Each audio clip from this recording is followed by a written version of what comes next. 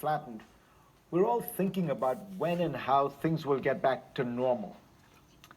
But we should use this crisis as a way to rethink what normal means. The more closely you look, the more it appears that we human beings have been living in a way that makes future pandemics likely, even inevitable. Peter Daszak is a disease ecologist, a renowned virus hunter. He and his team venture into bat caves in full protective gear to get the animal's saliva or blood to determine the origins of a virus. In a conversation with me, he was clear. We're doing things every day that make pandemics more likely. We need to understand this. It is not just nature, it is what we are doing to nature. Remember, most viruses come from animals. The CDC estimates that 3/4 of new human diseases originate in animals. The coronavirus might simply have come from one of those wildlife markets in China where live animals are slaughtered and sold, a practice that should be banned around the world. But it's also true that as human civilization expands, building roads, clearing farmland, constructing factories, excavating mines, we are also destroying the natural habitat of wild animals, bringing them closer and closer to us.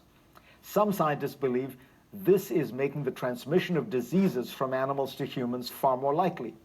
The virus that causes COVID-19 appears to have originated in bats, which are particularly good incubators for viruses.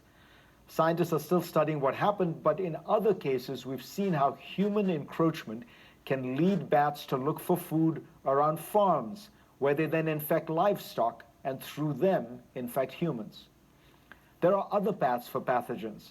The most likely one comes directly from our insatiable appetite for meat. As people around the world get richer, they tend to eat more meat. Some 80 billion land animals are slaughtered for meat each year. 80 billion around the world.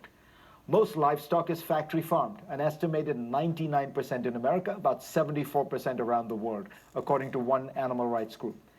And that entails crowding thousands of animals inches from each other in gruesome conditions that are almost designed to incubate viruses and then encourage them to spread, getting more virulent with each hop. Vox's Sigal Samuel quotes the biologist Rob Wallace. Factory farms are the best way to select for the most dangerous pathogens possible. Factory farms are also ground zero for new antibiotic-resistant bacteria, which is another path toward widespread human infections. Factory farmed animals are bombarded with antibiotics, which means the bacteria that survive and flourish are highly potent. While these animals are not always the source of deadly infections, some 2.8 million Americans are sickened by antibiotic-resistant bacteria annually, of whom 35,000 die every year, according to the CDC. And then there is climate change, which intensifies everything, transforming ecosystems, forcing more animals out of their habitats, and bringing tropical conditions to places that were previously temperate.